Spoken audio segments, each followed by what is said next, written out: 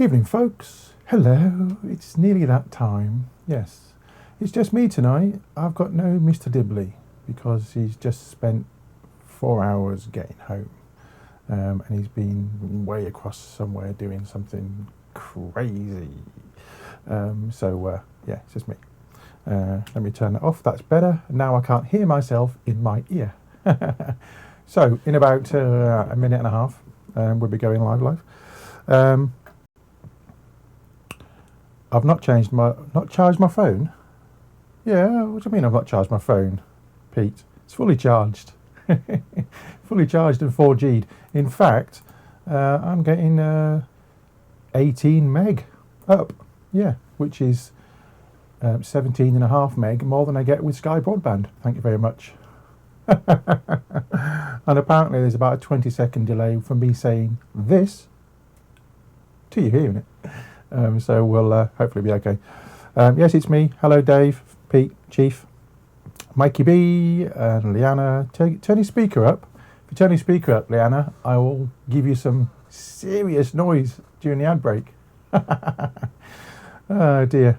So, yes, like I said, just me. Got some stories, got some stuff that's really going to make your blood boil tonight. Yeah, just for a change.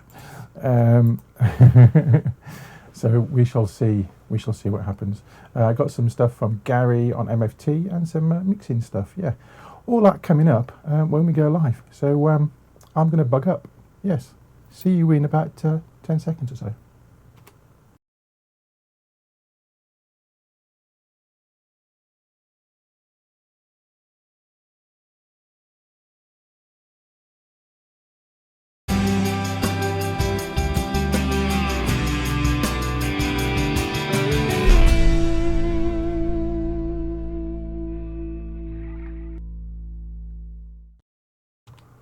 Well, here we are again. Yes, if you were watching just moments ago, you'd have seen me already and seen that tonight there's no Mr. Dibley. It's just me on my Todd, on me Jack Jones, with some cats desperately trying to get in to the studio, meowing. So hopefully you won't be able to hear them. Yeah. So yes, it's just gone 9 o'clock and it's Tuesday, the 3rd of March, 2014. Oh yes. Where is time going? It'll soon be Easter, which is good. Nice long weekend. But no eggs. No, I'm off chocolate. Yeah. So, yes, plenty in chat tonight. Good evening to everybody in chat who I haven't said hello to already. Chat's down here, and I shall be monitoring that during the show. Don't forget you can tweet the show using hashtag Vaper Scene if you have any comments or anything, really. We will see how we go. And, of course, you can always chat away in chat. It is working, which is very, very, very, very good indeed. But all of that is going to be after what we like to call the titles. Oh, yes. Vaper Scene is proudly sponsored by Health E-Vape, UK purveyor of e-cigarettes and Pure Perfection e-liquids.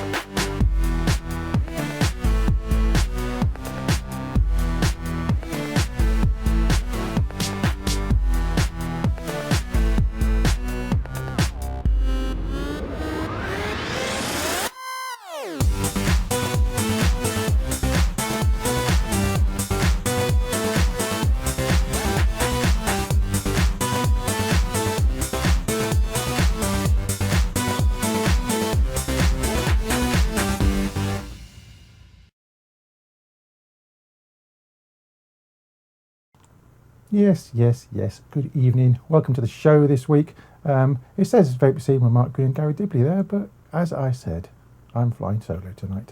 And Garry will be flying solo in a couple of weeks, I think, because I think I'm going to be away for a week. unless we've moved out. No, we've moved the show. Yeah, so it should be okay. Got some news stories coming up. Got some stuff that's going to start a fight in chat. I'm looking forward to this. And we've got some MFT with Mr. Dibley. And it's a very special MFT, this one, because this week I am going to run a competition. Yeah. And more will become, it will become clearer as we go through the show. And the prize I'm going to be giving away are 5 sets of tickets to Vaper Expo in July. Yeah. I've got 5 sets of tickets to give away, and they're for 2 people. And that will be in the second half. So, yeah, keep your eyes peeled and keep your ears open, because it is an audio competition. Yes. And like I said, more will become clear in part 2. Yeah. Anyway, let's crack on with a bit of news. And as we do, we trawl through the stories. And I found this on the Mail. Italian e-cigarette firms say new tax benefits tobacco. And this came in via the Mail via Reuters. And electronic cigarette firms in Italy say that a new levy that doubles the price of e-liquid refills unfairly helps tobacco giants like Philip Morris International and will hurt their industry. Yeah, the tax that was adopted in January is set at half the rate of that of traditional cigarettes. The controversy centres on the fact that the lower rate is applied to both electronic cigarettes and to tobacco products such as Marlboro heat sticks, which Philip Morris is launching in Italy alongside a €500 million, £568 million factory investment. Now there is a lot more to this story, and Sav will put the link in chat. Otherwise, we'll be looking at about 4 pages of news story there. But have a little look at that. It's rather interesting what the responses are. And yes, the strange things happening in Europe. What with Denmark and also this tax in Italy. Slightly unfair, don't you think? And we'll look at a bit more of the Denmark situation in a second. But I've got this as well, which came from Phil Basado's site, tastyjuice.com. And Hannah have been awarded $300,000 for copyright infringement. And as Phil says on his page there, does this set a new precedence? Could be. Will this cool the replica market? Doubt it. Will it make vendors think twice about carrying replicas? Perhaps. Could it make carrying, selling and openly displaying replicas very expensive for vendors? Potentially. And will it change anything at all?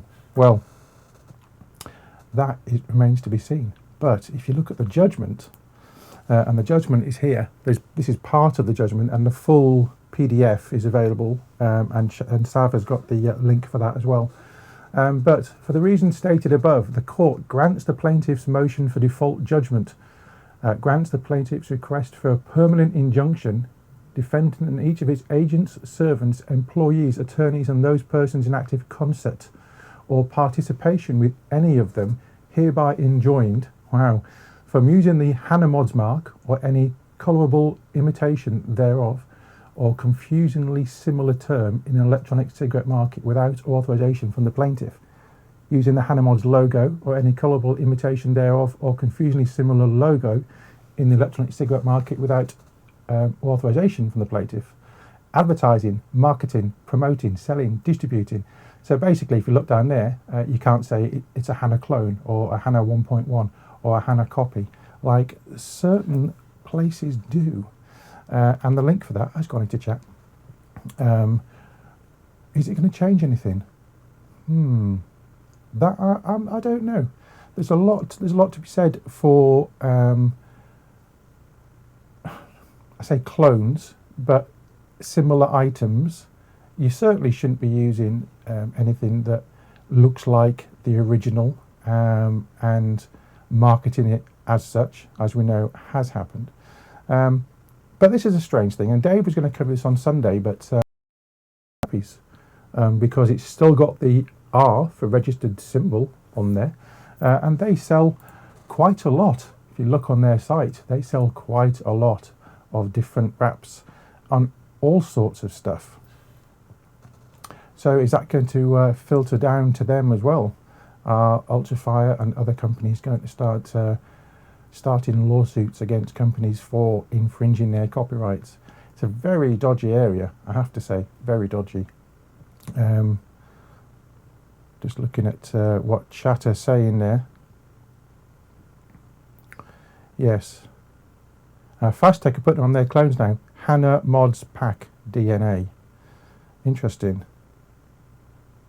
And now Fastech says Mods Pack, no Hannah, says Leanna. Yes. Is it going to be beneficial? It should be beneficial because it will clear out all the real tat that's out there purporting to be the real thing. And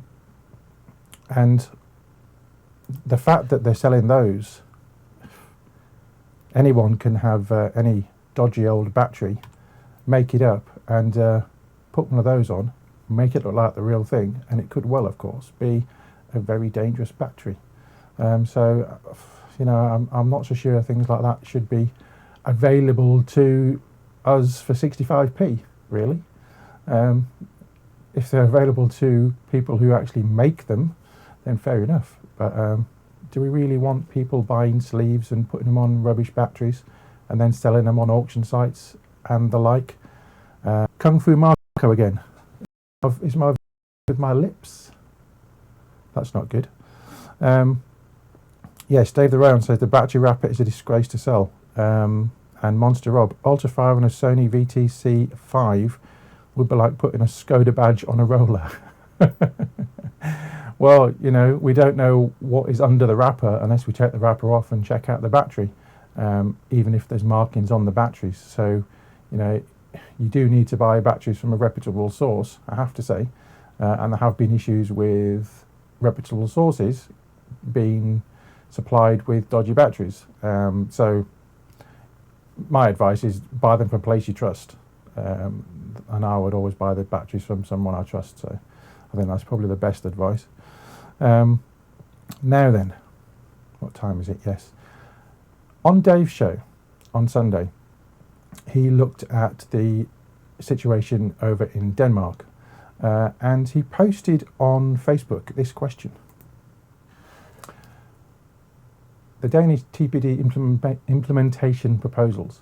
And he put there, so was Linda McCavan lying a year ago or totally clueless? What's the difference? And I thought to myself, I'm going to go back and look at the Linda McCavan interview. And what I've done is I've taken a few little snippets and I've put them, and they're in context. So I haven't kind of chopped a conversation and made it look something else. These sections that I'm going to show you are exactly how she said them. So have a little look when I find the video, which I've lost. There we go. Have a little look and make up your own mind. Was she lying or was she clueless? I'm saying nothing, but have a look.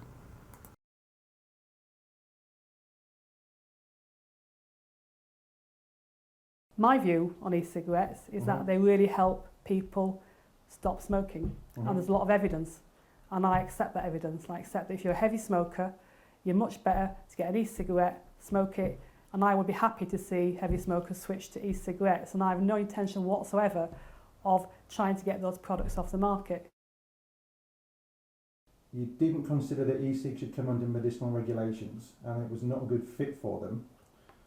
So can I ask which way you voted on compromise amendments 57, 58? No, I never said. I tried. I had a reservation about full medicines regulation for e-cigarettes. Yes. Because full medicines regulation requires clinical trials. And I didn't think we need clinical trials for e-cigarettes. So what we did instead was we drafted an amendment which has a simplified procedure to authorise e-cigarettes on the market, which wouldn't require clinical trials. And that's what the amendment did. There were 3 amendments on the table, if you like. There was the amendments, and don't forget, my job there wasn't My job as a rapporteur who's leading this legislation through the Parliament is actually to find, I mean, I have one vote, and the colleagues have a lot of other votes. Mm-hmm. So in my political group, in the socialist group, there's different, like Labour Party, and we vote with different people. In my group, the majority of members of my group, after looking at all the evidence, and we had a special hearing on e-cigarettes and thought a lot about it, was that the best way to regulate e-cigarettes was as medicines, but we agreed to make a simplified procedure so that they won't have to go through the heavy medical legislation. So that's a sort of easier procedure to go through, and that's what was the compromise was agreed by the committee on that date. I had a fallback position, which I tabled with another colleague, which you would have voted for had the first one. You got to understand that, you know, I don't control all the votes and different people will vote. I had a fallback position which said that it should be an authorisation, not called medicines legislation, but sort of to make sure they're decent quality. And but the other one got more votes. That one was passed first, and that's what happened.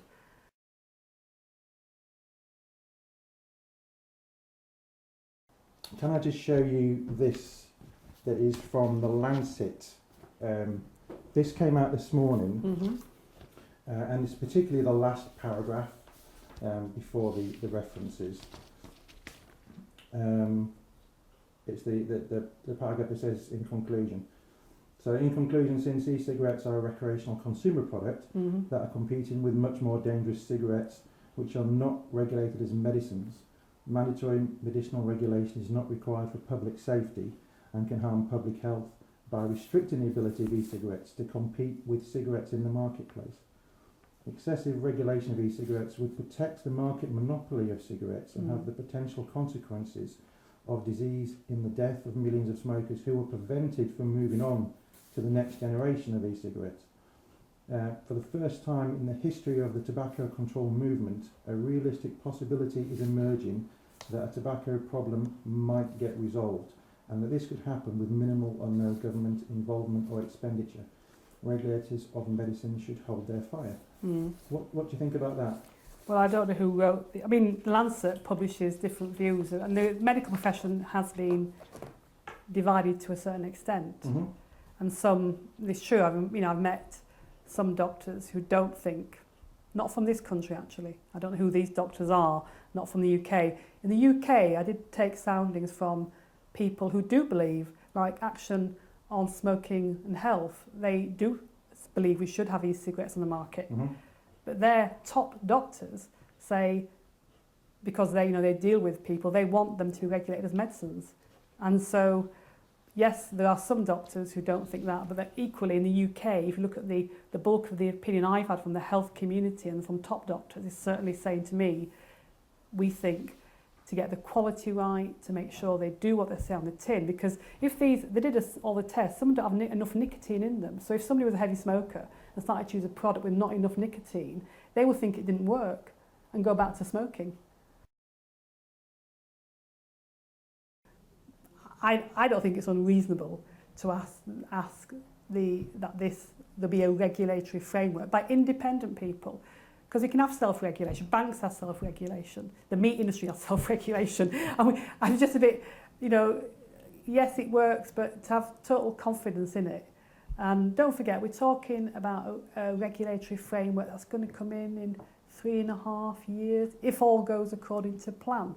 So the companies have time to adapt to this plan. And I know they're fighting it because they don't want any extra cost for themselves as businesses. But we're not here, I'm not there to defend the interests of e-cigarette companies. I'm concerned that people who use e-cigarettes get a product that works and that's safe. And that's why we need a framework. Now, our question was, what kind of framework? I looked for a less heavy than medicines framework, but we don't have a body to do that in the UK. Somebody's got to regulate something. Who's going to do it? Well, currently the items themselves, the devices are regulated by trading standards. Yeah, but all trading standards do on any product. I mean, everything's regulated by trading standards. If this glass was, sort of fell apart in my hand, then trading standard would intervene. They intervene when there's a problem. They don't actually, it's just do you know how many trading standards officers there are in Barnsley, for example? There's a handful at the town hall, look after everything from cars to everything under the sun, and they're not really equipped to do something like this. We wouldn't expect trading standards officers to be looking at paracetamol on the market or something like that. So they have a job to do, but I don't think that's enough. And I think even a lot of the e-cigarette companies have come to me and said that's not enough, and they wanted some kind of framework, and we've been working to try and find the right kind of framework. Now, we might disagree on what that framework should be, but I think the fact that there should be a framework is pretty much recognised now. On the 30th of May, at the ENVI meeting, you said, let's be brave, let's take the bold decisions that we need to take, and we have taken as legislators in the past, and let's see the numbers of smokers reduce in the future. So my question is, do you or don't you think that e-cigs can be a part of that future, and in what form? I think I made it very clear that I think e-cigarettes are part of the future in getting people to quit smoking. I want to see them being part of that future. We are not trying to take them off the market, not trying to ban them at all. I think there's been some scaremongering from not from vapers themselves, but from others, trying to say that's what's going to happen. But we want to make sure the products are the right products and that they really do help people quit. So yes, I stand by that, and I want to see. I mean, people often think that we're ahead of Europe on things like smoking, but we actually got more smokers in the US, where they've only got 19% of smokers now. In Europe, we're 28%. We've got a real smoking problem. We've still got more people dying of smoking diseases than anywhere else in the world.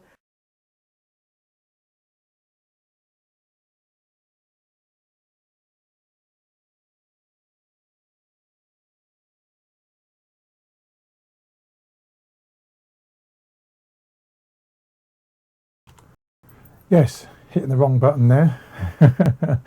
That was a small snippet of what was said when I met with Linda McHaven way back when.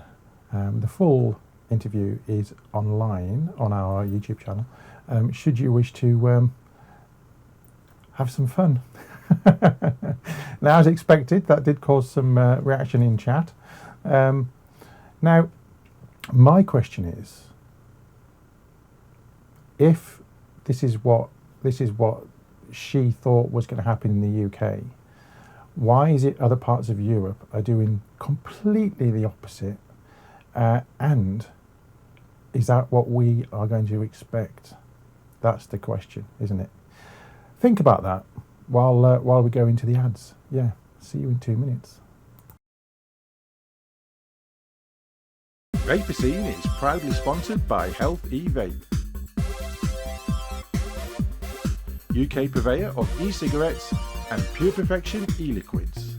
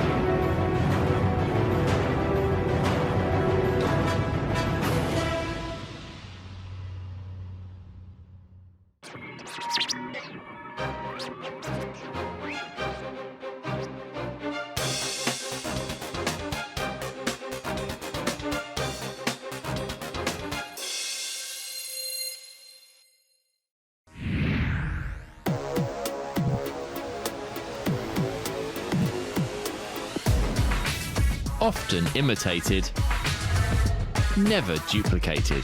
Award-winning service and products from cloud9vaping.co.uk.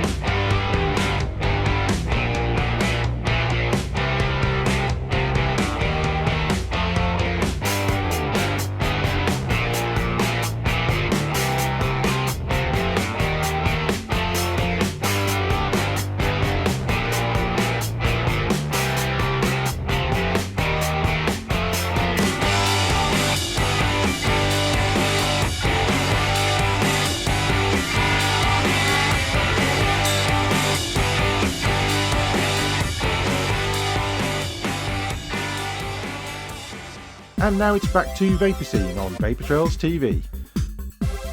Vaper Scene is sponsored by Healthy Vape, UK purveyor of e-cigarettes and Pure Perfection e-liquids.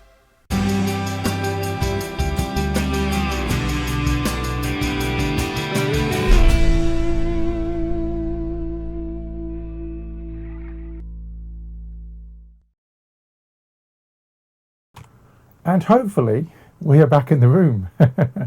Apologies for that small technical difficulty. I think the 4G dropped out. Yeah, which doesn't usually happen, but it is blowing a gale in South Yorkshire tonight. And it was snowy earlier, so maybe it's atmospheric conditions. Who knows? But it's a dang sight better than my normal broadband speed. So I shall be keeping an eye up here just to make sure it doesn't get orange again, because orange is not good. Red is good, but orange is not good. Yes, now, I think it was Neil Rolfe that mentioned in chat, I wonder if Mrs. McAvan would do an interview again. Well, I'm going to ask her. Yeah, I will email her this week, seeing as she is my MEP. And she does have to see me. Whether or not she'll actually do an interview or not is another matter. But might be worth a little punt to see what she's up to these days. Yeah. What do you reckon? Right. Enough of that for now. Let's have some fun. Yes. Now, this is part one of 2 parts of MFT this week. I'll split it into 2 because I was going to play one, talk to Gary, then play another one. But Gary's not here; he's in there with you. So I'll play the first part first, and then I'll come back, and then I'll play the second part. But keep your eyes and your ears open, for I should be asking a question.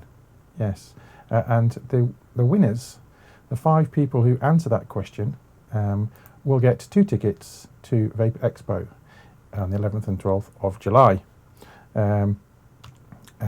Yes, so have a little watch. I'm not going to tell you what the question is yet, but have a little watch and a little listen.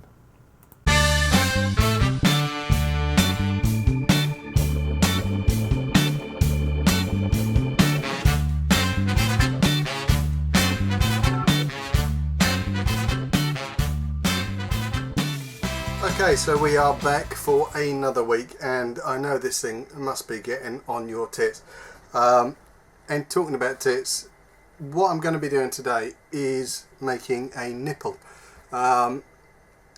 It's gonna, if I'm talking funny, I do apologise. I realised the cause, or the root cause of a lot of my problems. I've had a serious sinus infection that I've got the correct drugs and all that stuff now, and I'm on the mend, but it's making my voice go funny, it's making my head go funny, it's doing lots of strange shit it shouldn't be doing. But what I was going to try and do with this box, and this is why it's taken a long time, I was hoping to get a new copper spring for this end, which I just can't get. But what I want to do is I'm going to put a copper battery in, and I'm going to show you. I've got a little sheet of copper here, and we're going to try and make a new nipple for the battery. Why a nipple is important? This could go many ways, but why a nipple is important? You need sometimes a sticky out nipple to put your flat end on. And when I talk about flat ends, I talk about batteries. This is a flat top battery, and if you're going to put a that's not going to make contact at all, because the insulation on the battery isn't going to make contact. A battery with a nipple on, however, will make contact, and you can hear that. So what we need to do is measure this bit of copper up, and again, I do apologize, I'm on much drugs tonight. I've been to the doctors and all sorts, and my head is just all over the place at the moment. I need to cut this bit of copper. I need to give it a nipple. Now, how big should the nipple be is the question. Some people like really sticky out nipples. Some people like them to be rather shallow. It depends on the battery and what sort of a nipple you need to make contact.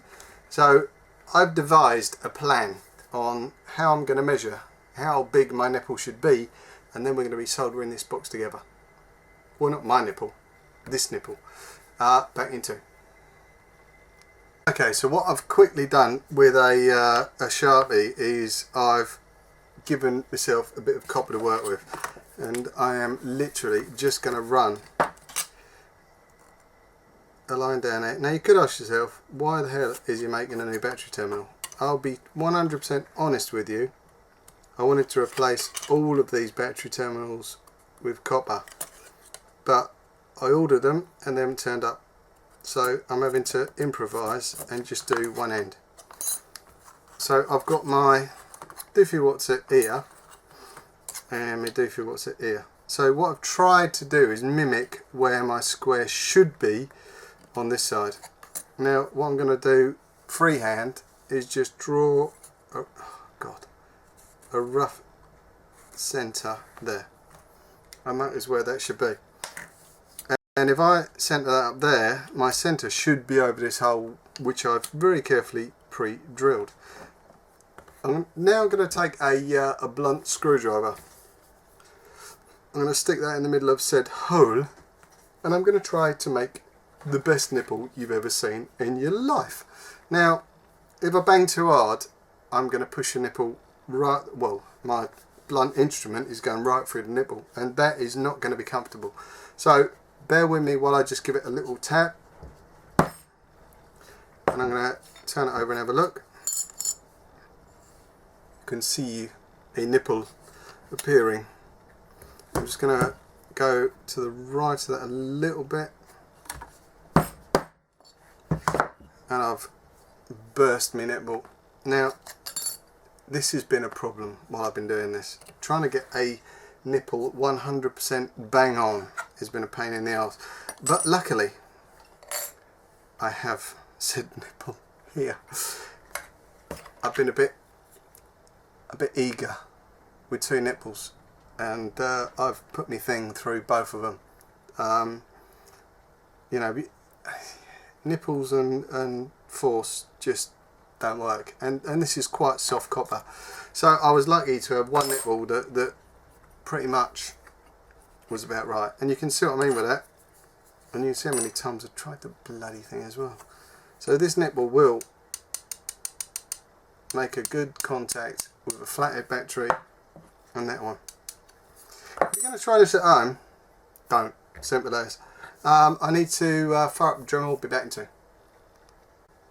Okay, so we're back, and I've got the Dremel turned on, and basically what I'm going to do now is take my perfect nipple, not my blown nipple, and I'm just going to cut this in the Dremel. Now I need to position myself because this is totally out of place. It's going to get noisy. Put your fingers in your ears, and let's try and cut ourselves a nipple.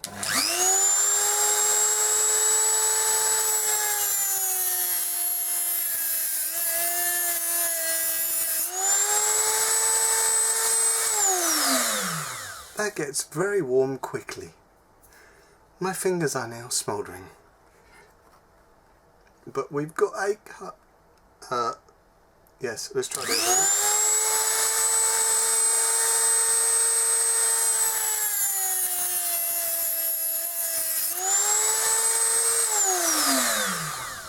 There we go, we have a nipple. Now I need to go and file that away a little bit, but hopefully if I put this in this box there, you will sort of see a copper nipple, and that's what we're aiming for, a nice copper nipple. I've got to flatten it, I've got to do it. I would have loved to have had a copper spring the other end, and there are reasons I wanted to put a copper spring in there, in terms of the path of less resistance, but unfortunately it just hasn't turned out, and I've been trying my arse off to get it here, but it just didn't come. So I've decided to make this myself and at least get one half of it right. Bang it two. Right, so I have polished my nipple. Now I polished my nipple with something I've been using for a long time, and it is this stuff, Silvo. It's like Brasso, and it comes in a pad form, and to be honest, there is nothing better to rub on your nipples than this stuff. it cleans them up no end. A tiny little snip off a corner, give it a good rub. You have to work it around a little bit and make sure, well, I find if I work in a clockwise motion, it tends to get to the nipple the best. But once done, all you need to do is buff it off with a bit of paper and you get a nice shiny nipple like that. What I'm going to do now is very quickly, I need to, don't know where I'm going, put a little bit of solder on the bottom corner, and this is for the POS pin. Now I've got my soldering iron heating up, and I'm hoping this isn't going to go all over the shot. I haven't used a soldering iron, well, since the last time I used a soldering iron on here, to be honest with you, which was a damn long time ago. It's getting hard nowadays for modders to find a niche, I believe. Hold on. Got to move my thing forward a bit. Nothing like trying to play with a nipple and your thing being too short, I can tell you that for sure. And now I've lost me bloody other bit. Do I cut this or do I continue? I'll continue. I'll cut a new bit. So I'm going to put a little bit of solder on the bottom edge purely for my POS pin on this, and on this a neg wire runs underneath it when it goes in the mod. So I'm just going to get a tiny corner and try and tin some solder on there, and I don't want that to be bigger than my nipple. So while that cools, I might have to sand it down ever so slightly. This is just to make contact with this pin here, which goes to the centre pin of the anti connector. Back into, do that down. What I might do while I'm away is actually glue this in place and get going. I'm going to use my usual Zap the Gap to get that glued in. I would have loved to have done a full copper connection and replaced all the wires with copper, but I've been waiting for, and this is the reason for the delay in doing this, I've been waiting for 2-3 weeks for parts to come in, and they just haven't arrived, and I'm so peed off with the people who let me down. I know you're watching, and thank you very much. I'll be back in 2. Okay, you join me where I've done quite a lot in between. I say quite a lot, it seems a lot, but it's not realistically. I've got the battery in place, which should have finished drying. My new copper nipple in there, and during the process of that, the glue come off this spring, so I had to redo that again with the Zap the Gap. This stuff. The question I have for you is, how many times does Garry say nipple? Nipple or nipples? You can have either. So if you were counting in your head, because I did notice that chat had kind of worked out what the question was going to be. So if you want to have a go and win a pair of tickets to Vaper Expo in July, send me an email, Vaper Scene at vapertrails.tv, and you put in the subject line nipple, and then you can tell me how many you thought it was, and we'll do a random thing if there's lots and lots of you, and pick out 5 people, and then you'll get 2 tickets each to Vaper Expo. Yeah. Anyway, now to part 2 of MFT, and keep counting. I have 2 final connections to do. Now I'm not sure how close I can get to this, but I've run my neg wire from the spring back around the exterior of that mod, and that's got to come up to this switch point in here. Now I know this picture is going to look bloody awful, and I am going to have to do some rubberizing, but let me just take it out a tad. Excuse the wobbly aroundy bits. It's a bit fiddly, this one. So I'm just trying to position up my wire to hit that point on that battery, which is round about there. Now I've got to seal this up all again once I've got it in place, and I'm just trying to tin up a bit of wire and dab that home. So realistically my neg point is now back on my switch. Final connection is going to be this flappy around the pos pin, back down on the other neg pin, not the pos pin, on the exterior of the ATI. Now I would love to have some tool to do this, but at the moment I don't have anything to hand, so I'm just going to position it up, tin the tip, and just try and dab that home where it sits at the moment. So that should be realistically just positioning the wires. Our two final connections. I need to check our wonky squonker fits over there nicely, and we'll sit down inside there, and we've got our 14500 battery that will sit down in there. Now realistically that should work. I'm just pressing the button, checking. Now normally I wouldn't do this, and you can see that he has Bob with his area box has had a short at some point because that spring is fanookered, and that is what I was hoping to try and sort out, but I just didn't get the spring in time. I'm going to pop away, I'll come back in 2. I'm going to try and fire this and see how it works. But realistically, if you want to check your bits that there are no shorts, you put it to your beepometer. I've got here, I've got 2 D3 Watsits. Easiest way, go between the neg and the pos on the battery pin, no shorts. Go between the neg and the pos on the ATI, no shorts. Now if I go between the pos and the pos pin on here, I should have a short. Should here.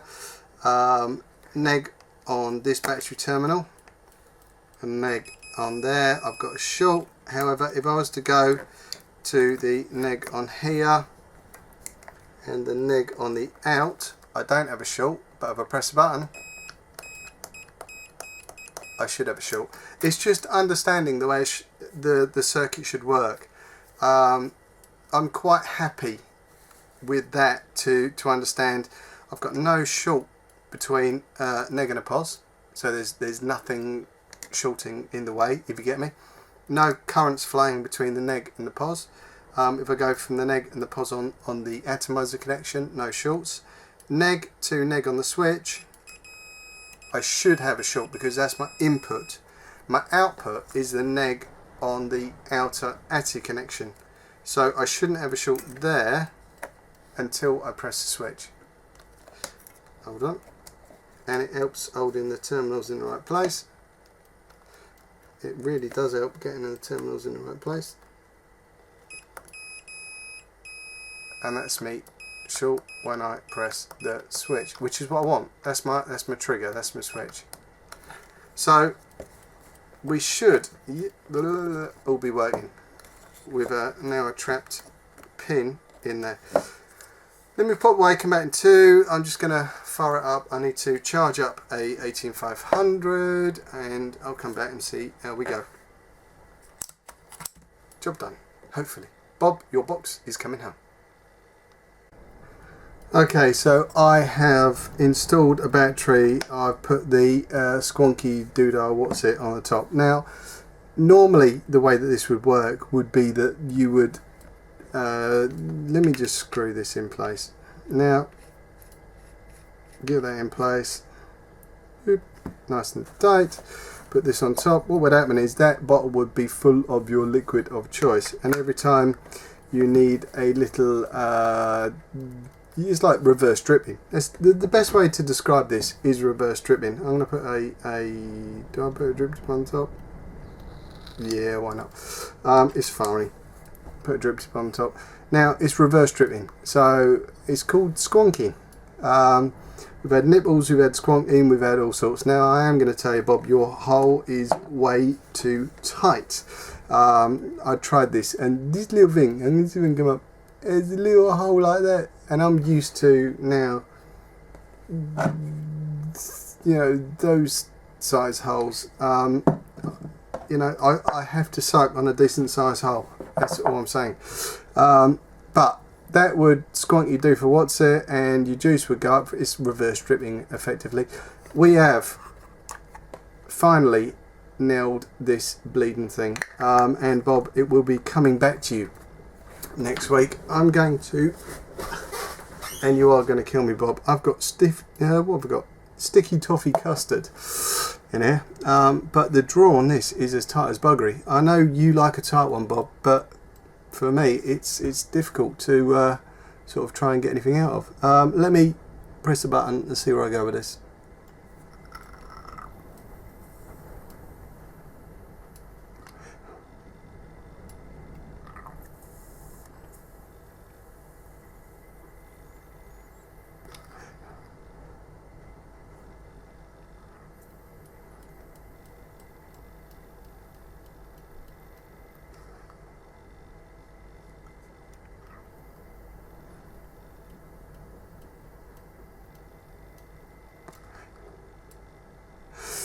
It's nice, but I would drill that out ever so slightly.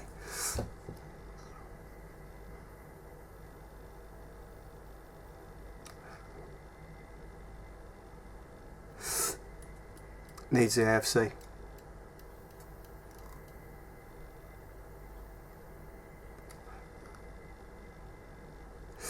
Right, for me that one is now finally going to bed. Be coming back to you, Bob.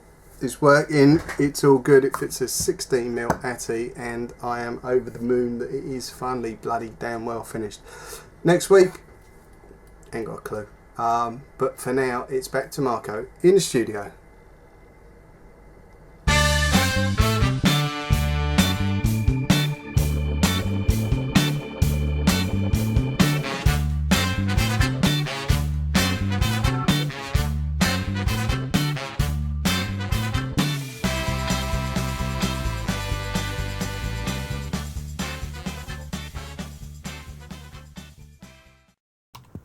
Now I know why Garry isn't on the show tonight. That was just a made up story, wasn't it, Garry? It was a made up story, so you didn't have to come on the show and be all red because of how many times you said the word nipple or nipples. Yes, and I counted through that as well. It was more than 10. Let me put it that way. So if you want to win a couple of tickets to Vaper Expo in July, how many times did Garry say nipple or nipples? Email me, vaperscene@vaportrails.tv. Subject line is nipple, and then tell me how many, and I will pull out 5 from the hat. Madness. Anyway, we are going to go over tonight because of the technical hitch. So here's the ads, and we'll have more when we come back. Yes. Vaper Scene is proudly sponsored by Health E-Vape, UK purveyor of e-cigarettes and Pure Perfection e-liquids.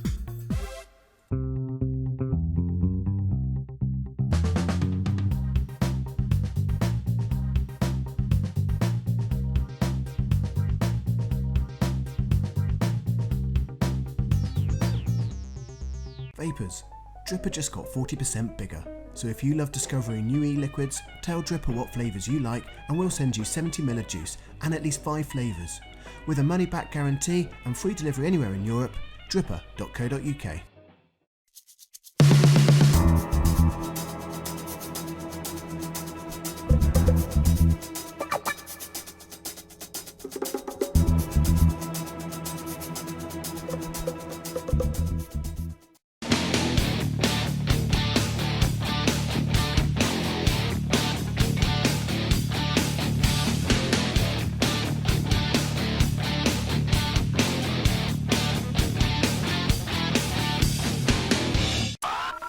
RY4 Radio.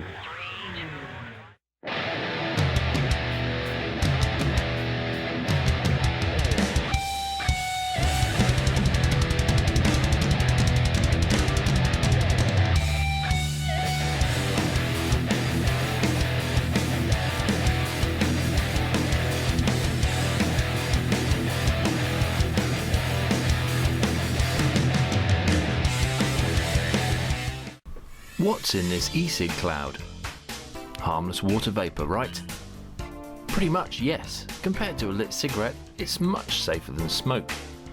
But it contains nicotine, and nicotine on its own isn't toxic and doesn't cause cancer. If you're worried about switching to vapour, here are some facts. No tar, no smoke, no burnt tobacco. Cooking your evening meal produces more toxins than are found in exhaled vapour. Tobacco smoke contains toxins at very high levels, and vapour does not. And that vapour contains 6,000 times less carcinogens than cigarette smoke. Electronic cigarette vapour. There's nothing to be frightened of. The only dangerous electronic cigarette is a banned one.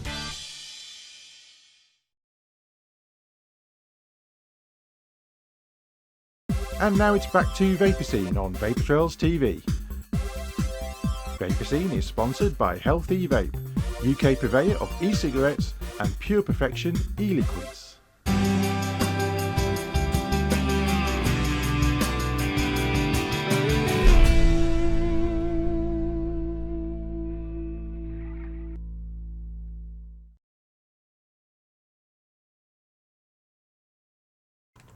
And we are back. Hello. Just looking at chat there. The Vape Expo, this one, Vaper Expo UK, is in at the NEC. That one. There is Vape Jam in May, and there's also the other one, e-cig Expo, which is in Harrogate in June. Yeah. So there's quite a few, and of course Vape Fest, as was announced last week, is in August. So there's quite a lot of events this year, which is good. It's really good. And I'll be going to all of them. Yes, as to will some of the VTTV team. Yeah, we'll be there, cameras in hand, doing all sorts of what have you. Yeah, so keep an eye out for stuff about that. Now then, as I said, we're going to go slightly over by about 10 minutes due to the technical malfunction earlier. Now, I've been asked a few times to do more on mixing, DIY mixing. So I did a VT a few weeks ago, but it kind of moved around because we had Stefan on. So I thought I'd give you that this week. So have a little look. Any questions, comments, you know what to do.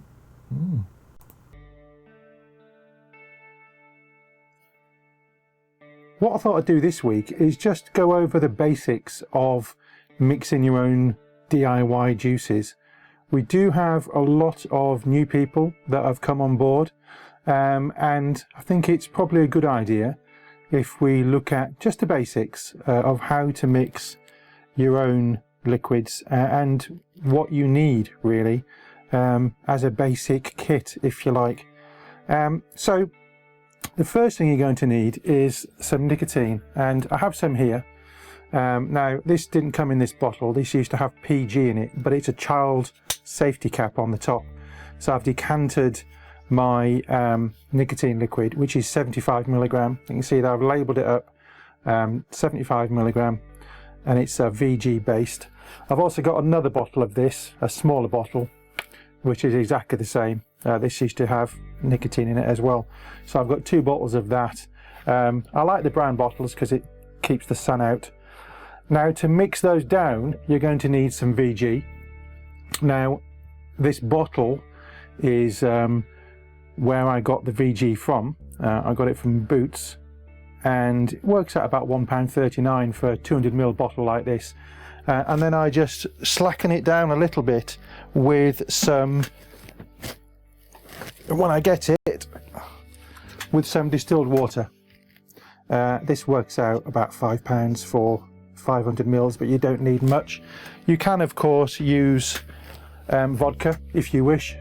I wouldn't really advise you to use tap water, although you can use deionized water, but I found to my cost that one deionized water I bought was pretty gunky inside, so I don't use that one anymore. Now, you can also use PG, and this PG has been mixed up with a 10% solution of ethyl maltol to give it a really sweet candy floss type taste. You can always use just plain PG, which is a lot thinner. You can see the viscosity of this is a lot thinner compared to the VG. Now the difference between the two, let me just explain here.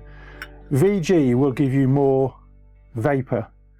PG will give you more of a throat hit. Now some people have an intolerance to PG, some people might have an intolerance to VG. I started off mixing mine 100% VG. I now go about 80 VG, 20 PG.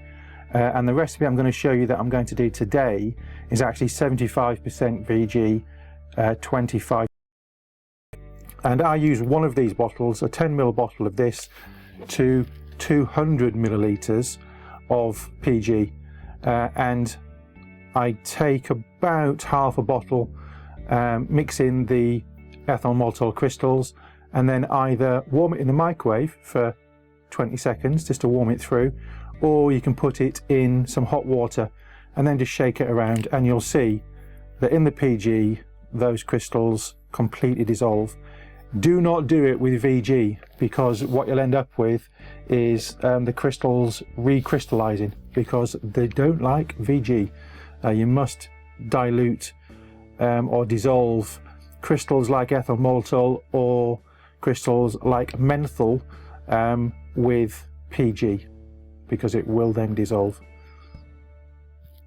So those are the basic things you need. You're going to need some flavouring, and I have here some high voltage flavouring. This is from Tea Juice. This is a maraschino, cherry and menthol concentrate, and you can buy lots of different concentrates. Please be careful that you add the right amount, and unless you know exactly how much you need, I would start at say 10% and then add a bit more and a bit more until you get the strength you like, making sure that you've left it a couple of days in between adding, because you can add too much and make your juice completely rank. Yeah, so we're going to use some of that. Measuring wise, you can buy things like this. These are measuring cups. You can buy those and they have the graduated lines on which tell you how much is in each one. This one goes up to 30 mils, this one goes to 100 mils, this one goes to 15 mils. So you can use these to measure with, or you can use them to mix it up and then put it into your bottle. And I do a bit of both, really. So those are measuring cups. Syringes, that's a 10 mil syringe. I also have a 2.5 mil syringe and some 1 mil syringes. And I've got copious amounts of all of these, all with blunt needle tips, and that's very important. You need to use blunt needle tips, and they come in different sizes as well. That's a pink one, slightly bigger than the green, but these are handy for getting your flavours out. And if you're making a multiple flavour juice, then I would use different syringes for each flavour and then wash them all afterwards. And always make sure that everything you've used is always washed and cleaned and dried afterwards, and then the next time you come to use it, it's ready to go. You're going to need something to put it in, obviously, and you can buy these bottles from various sources. This is quite a flexible one, which is quite good. Some of the bottles you buy, which are the clear ones, are made from harder plastic. I prefer these ones, the PET bottles, because they're soft, squidgy, and you can squeeze your juice. And then you can either use the bottle top, which fits in, and then the childproof cap, which goes on top. Always in making sure, of course, you label what the juice is you've got in there. Alternatively, you can use one of these, which is a needle cap, and you've got a little section there. Let me just open it up, I'll show you. You get a little section to go on your bottle, and then you get your needle top. And basically, it's a case of putting that bit over your bottle, screwing in your needle top, and then you've got your stopper built in. So that's quite good for squeezing into dripping, if you like that. Or you can use these bottles. And this originally had snake oil in. which came with a childproof cap originally, but also it came with a drip-in cap. So you can use those. I find these quite useful for filling tanks as opposed to using the needle tips, because you can suck up a whole load and put it in. So that is what we're going to make our juice in today. This is a 30ml bottle. And the brown glass obviously helps if you're going to keep this out in the light, because less light gets through the brown glass than it does get through the plastic. So we're going to make 30 mils of juice. And let me just zoom in a little bit because we're a little bit farther away. There we go. I'll show you a slide and you'll see the recipe I'm going to use. Now my nicotine is 75 milligrams strength, and I'm going to mix this down to 18 actually. Originally I was going to put 24, but I'm going to make this an 18, and then I can use it on the sub-tank RBA and it won't be as bad. 24 on the RBA is a bit harsh. So we're going to make it to 18 milligrams.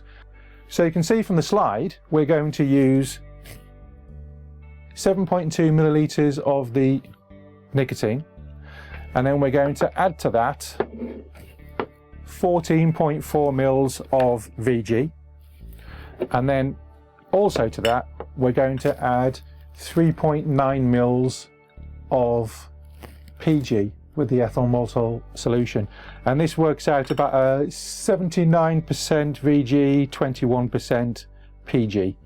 That's the ratio of VG to PG. And then we're going to use 4.5 mils of the high voltage concentrate, and that will give us a percentage of 15% flavouring, which is fine for this one. 15% is rather good on this. So let's make a start.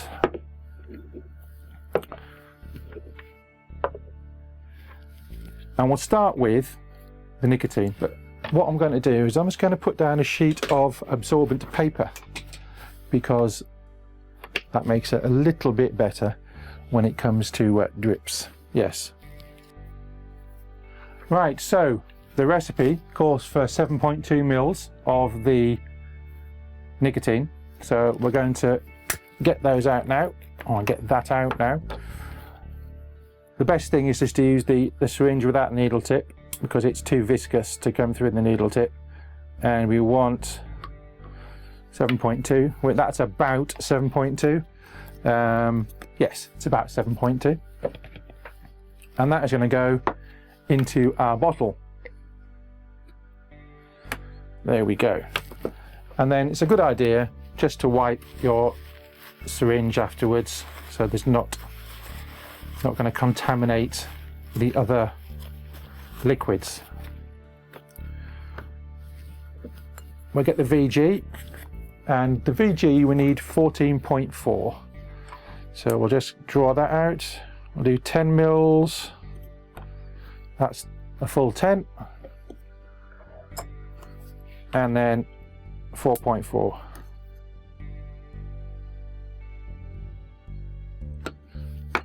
I'll just put the top back on there. Oh, I've cross-threaded the top, that's no good. There we go.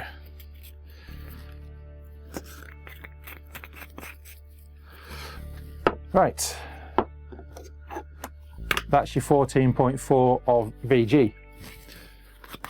Now we need 3.9 of the PG ethyl maltol.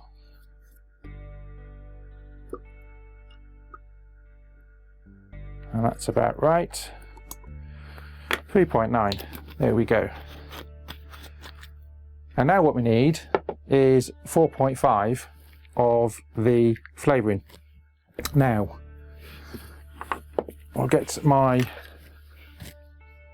2.5 ml syringe,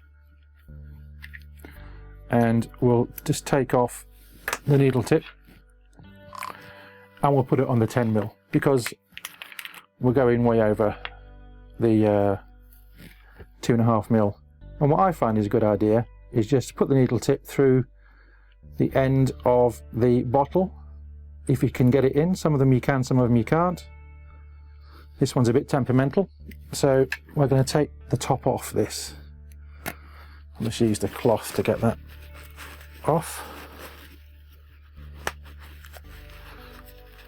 And remember to put that back when you're finished. So now we're just going to draw up the 4.5, and it's always better to be precise with your flavourings. You can be a little bit less precise with the rest of them. You're going to vary the nicotine level very, very slightly, but the flavourings, you need to be as precise as you can, really. So that is 4.5 mils of the concentrate, and either take the needle tip off before you squirt it in, because if there's a lot of pressure, that might shoot off, has done to me in the early days, or you can just hold on to it just in case and just squirt that in. There we go. And then I always find, just put the needle tip in and just pull some of the liquid through. It's a bit viscous, so it'll take a little bit of time, just a little bit, just to get the rest of that liquid out, really.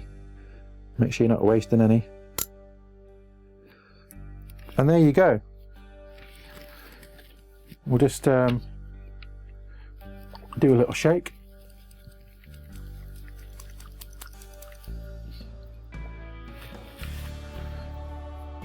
And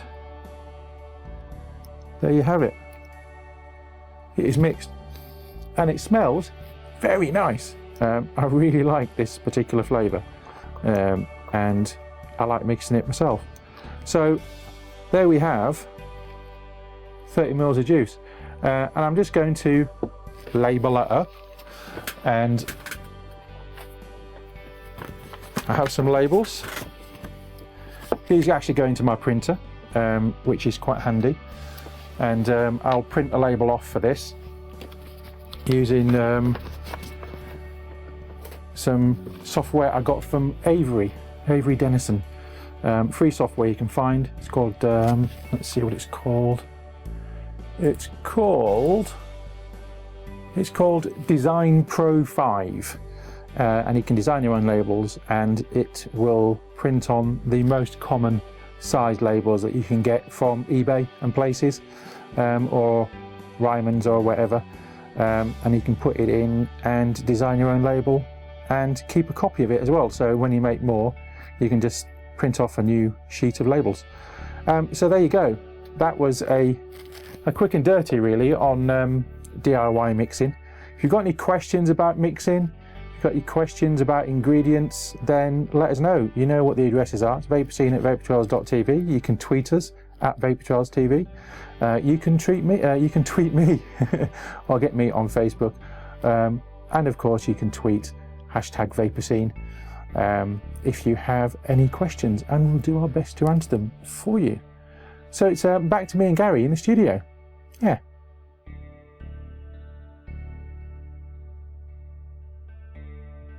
Well, actually, it's back to me because Gary's not here. He's in chat. Yes. Yeah, some questions through that bit of ET there. I think it was Chief. Can you have more mixing videos? You can have as many mixing videos as you like. We do these shows for you. So if you've got anything you want looking at, just let us know.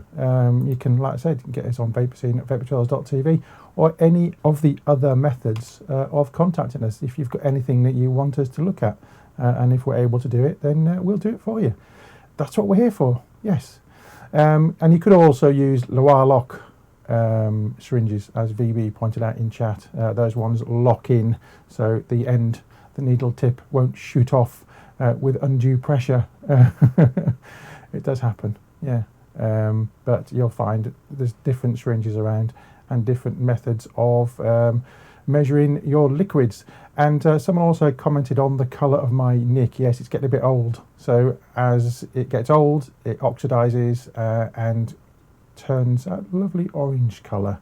Yes, but it's still around about the ballpark of 75. I do test it from now and again with my testing kit just to keep that on track. Yes, anything you want to look at on any of our shows, all you need to do is get in contact through the usual channels. Now, we have gone quite over because of the issue we had earlier on, so apologies for that. Don't forget, you can always go over to RY4 Radio, which is on now. Tomorrow night, it was going to be The Cave, but it's now Drips and Tips because Matt was on Monday. Yes, it was on last night. Thursday, it is the Haze Hour with Mr. David Dawn and Keith Herbert. Sunday, Dave's Tackle Box, and Monday, it's back to Drips and Tips. And then Tuesday, it's myself and Mr. Garry Dibley. Yes, I'm going to Scotland tomorrow. Should be fun. Let's see what the weather's going to give me. Yes.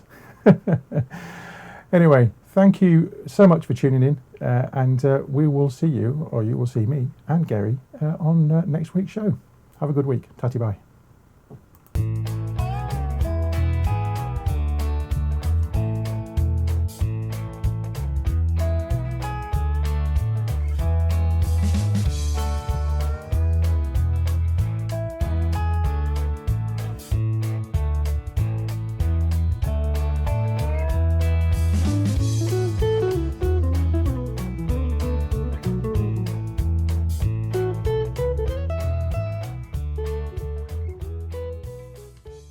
Vaper Scene is proudly sponsored by Health E-Vape,